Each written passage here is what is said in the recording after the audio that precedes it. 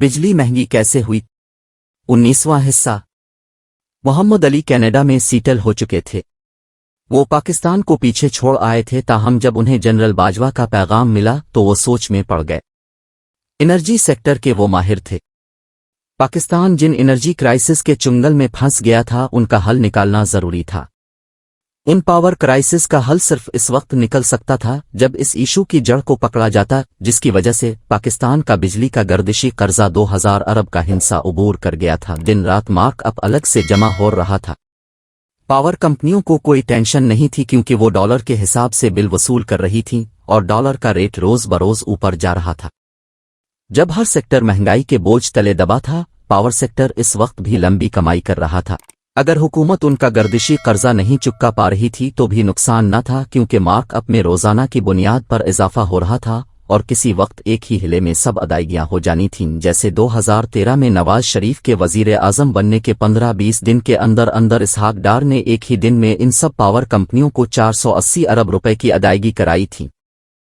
किसी एक कंपनी का बिल ऑडिट नहीं होने दिया, जो कानूनी तकाजा था। उल्टा स्टेट बैंक गवर्नर को कहकर सब अदायगियां बराह रास्त उन पावर कंपनियों के लाहौर वाले बैंक अकाउंट्स में कराई गईं। इस पूरे मामले में ऑडिटर जनरल ऑफ पाकिस्तान और अकाउंटेंट जनरल ऑफ पाकिस्तान को हुआ तक नहीं लगने दी गई कि कहीं वो इस सारे गैर कानूनी प्रोसेस को रोक ना दें। औरतों और पावर कंपनियों के बिल्स फोटो कॉपी पर क्लियर किए गए, जो एक और बड़ी कानूनी खिलाफ वर्जी थी। बिलों का परी ऑडिट तक न होने दिया गया।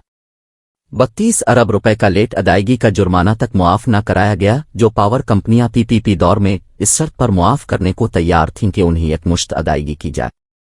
इमरान खान दौर में 1000 अरब के करीब गर्दिशी कर्जा क्लियर किया गया था, लेकिन अब फिर ये 2000 अरब का हिस्सा उबूर कर गया था।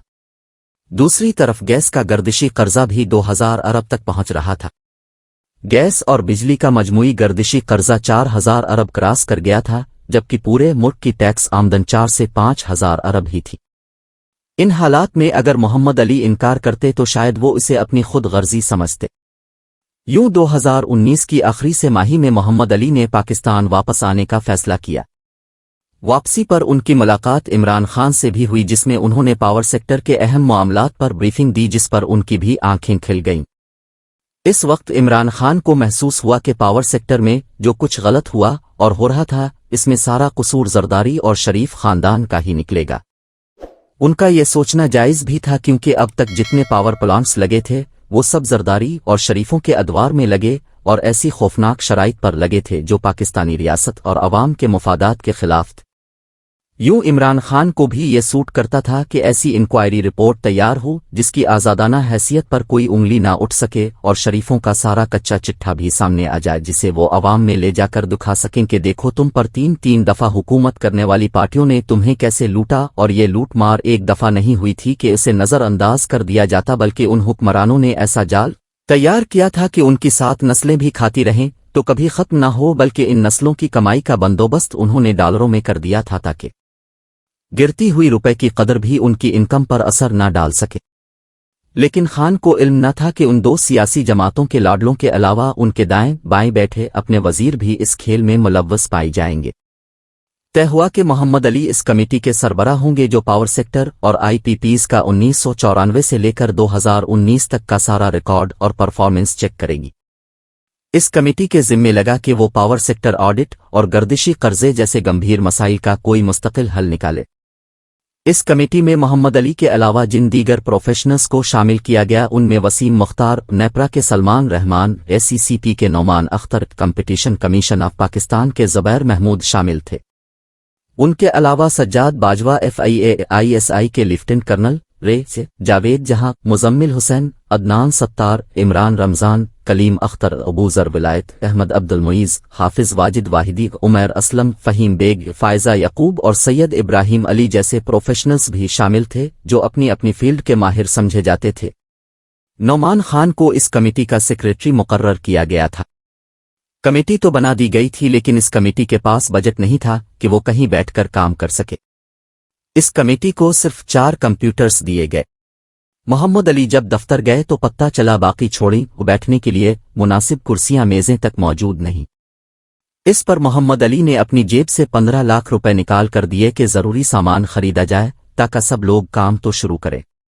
मोहम्मद अली का ख्याल था कि वो मार्केट से ऐसे काबिल लोगों को उठाकर कमेटी में लाए थे जो न सिर्फ मुहिम वतन थे बल्कि ज़हीन और मेहनती भी थे, जिन्होंने रिपोर्ट की तैयारी के दौरान एक इशू पर सख्त बहस मुबाहिसा किया बल्कि एक दूसरे से शदीद इख्तिलाफ भी किया। यूं जहां इस रिपोर्ट में गलतियों के इम्कानात कम से कम होते चले गए, वहीं किसी एक फर्द वाहिद की कोई गलत ख्वाहिश या किसी पावर प्लांट या सियासी हुक्मरान को सियासी तौर पर फ़ायदा देने या फिक्स करने का इम्कान भी ज़ीरो होकर रह गया। इन दर्जन भर काबिल और ज़हीन लोगों के दरमियान बैठकर कोई किसी को क्या फ़ायदा या नुकसान दिलवा सकता था। यूं ये तवक्को थी कि इतने काबिल और प्रोफेशनल लोगों की ये रिपोर्ट पाकिस्तानी तारीख में एक संग मील साबित होगी जो आने वाले बरसों में एक ऐसी काबिले एतमाद डॉक्यूमेंट का काम देगी जिसकी रोशनी में नई पॉलिसियां बनाकर पाकिस्तान को एनर्जी क्राइसिस के चुंगल से निकालने में मदद मिलेगी। इस कमेटी के सब अराकीन दफ्तरी मुनासिब सहूलतें न होने के बावजूद दिलो जान से काम में जुटे हुए थे, क्योंकि उन्हें इल्म था कि इस रिपोर्ट की बुनियाद पर बड़े फैसले होने थे। पाकिस्तान के ताकतवर तरीन बिजनेस टाइकून्स पर हाथ डाला जाना था, पावर सेक्टर को दोबारा नॉर्मल करना था और उसका सारा इन्हिसार उन सब की ईमानदारी और मेहनत पर था। जब इस टीम ने अपना काम शुरू किया तो चेयरमैन कमेटी मोहम्मद अली से कराची के इसी बिजनेसमैन ने राब्ता किया जिसने उनका नाम कमर जावेद बाजवा को रेकमेंड किया था।